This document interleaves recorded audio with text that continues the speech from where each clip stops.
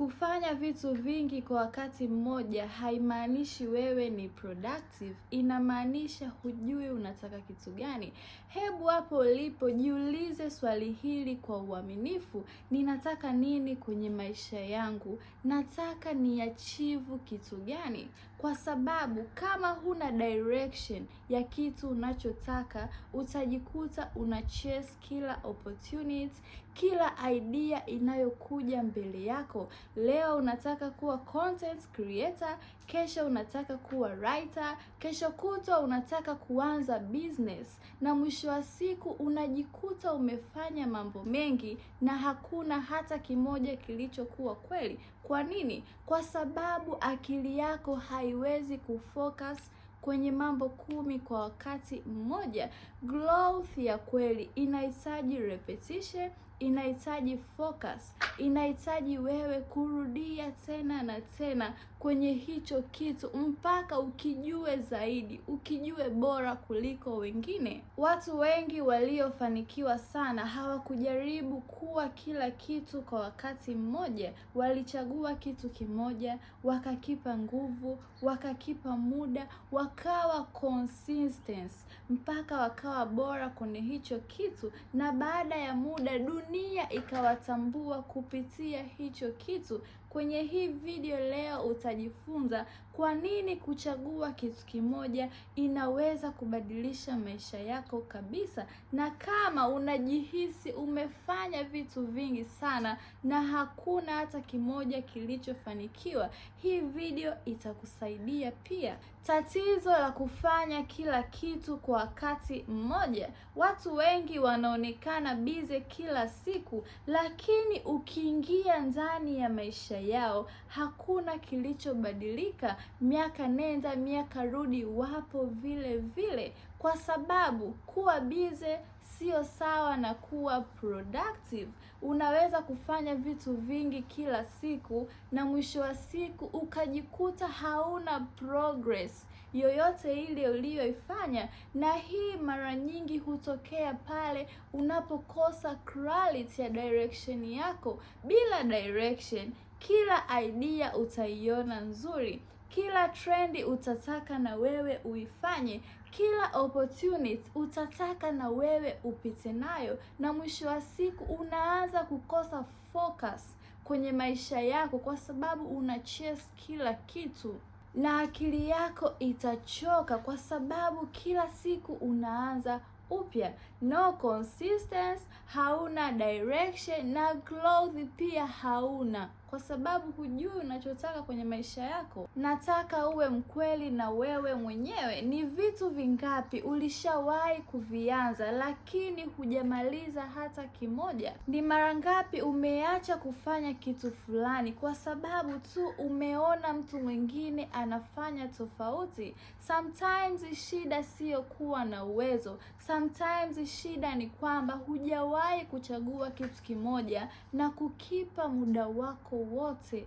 Tunataka kuonekana tunafanya kila kitu, lakini ukweli ni kwamba kuwa na focus ndiyo kunakoleta matokeo ya kweli. Nguvu ya kufanya kitu kimoja, kuna nguvu kubwa ya kuchagua kitu kimoja na kuwa consistent nacho. Ukifanya kitu kimoja kila siku, una improve faster, unajenga confidence yako, unajua strength zako, na watu watakutambua kupitia hicho kitu, kwa sababu repetition ina build mastery. Hakuna mtu aliyeamka na kuwa expert. Kila mtu unayemuona amefanikiwa huko nje alikaa kwenye process kwa muda mrefu kuliko wengine. Alifanya kitu kile kile mpaka akakiwezea zaidi, na hapo ndipo watu wengi hawaelewi. Wanataka matokeo ya miaka 2 baada tu ya kufanya wiki moja. Ngoja nikupe mfano rahisi. Fikiria mtu anayemwagilia mti. Leo anamwagilia hapa, kesho anamwagilia kule, kesho kutwa anatafuta sehemu nyingine ya kumwagilia. Ule mti hautokuwa. Lakini mtu anayemwagilia mti mmoja kila siku ataanza kuona matokeo kwa urahisi zaidi, na maisha yetu yanafanya kazi hivyo hivyo. Focus yako ndiyo maji yenyewe. Tafuta kitu kimoja unachokiweza, unachokipenda, na ukifanye kila siku, na baada ya muda lazima utaona matokeo tu. Faida za kuchagua kitu kimoja. Namba 1, unakuwa experts.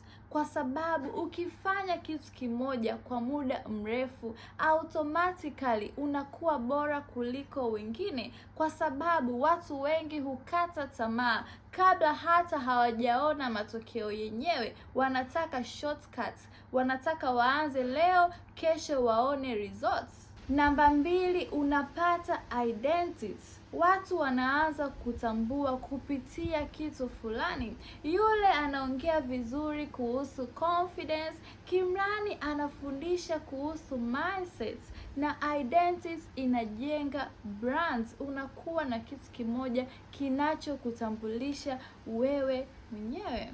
Namba 3, confidence yako inakuwa kwa haraka. Confidence ya kweli haitokani na kufanya kila kitu. Inatokana pale unapoona progress yako.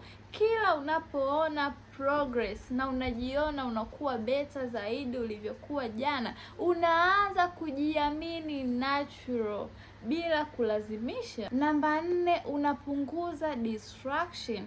Ukishajua direction yako, hauto chase kila opportunity. Unajua nini ni sahihi kwako, unajua nini unachotakiwa kufanya, na hauto compare yourself to other, kwa sababu unajua maisha yako yanaenda direction nzuri. Hautojilinganisha na wengine kabisa. Jinsi ya kuchagua kitu kimoja. Jiulize swali hili kwa uaminifu kabisa: nikichagua hichi kitu, baada ya miaka 2 maisha yangu yanaweza kubadilika? Kama jibu ni ndio, usikimbie hicho kitu. Weka focus zako, weka muda wako mpaka ukijue zaidi, ukimaster kuliko wengine. Chagua kitu kinachoendana na wewe. Usichague kitu kwa sababu ya trends. Chagua kitu unachokipenda, unachoenjoy kukifanya, kitu ambacho unaweza kukifanya bila hata ya motivation. Kubali kuwa beginner. Usikate tamaa kwa sababu hujaona matokeo bado. Kila expert unayemuona aliwahi kuwa mwanafunzi ambaye anayekosea kila siku, lakini aliyekataa kukata tamaa. Unatakiwa ujue growth ya kweli inachukua muda. Fanya hicho kitu ulichokichagua kila siku, hata siku ambazo hujisikii kufanya, kwa sababu discipline ndiyo inayotofautisha wale wanaofanikiwa na wale wanaoanza kitu kipya kila siku. Na siku ambayo utakayochagua kufanya kitu kimoja, ukawa consistent, ukawa discipline, na ukaweka nguvu zako zote, unaweza kuona vision yako mpya. Usiharakishe kuwa kila kitu. Kuwa bora kwenye kitu kimoja kwanza, na mengine yatafuata. Na kama umefika mwisho wa hii video, nataka uniandikie kwenye comments ni kitu gani umechagua kukifanya, na pia usisahau kulike, kusubscribe ili ujifunze kila siku. I love you guys. Thank you for watching.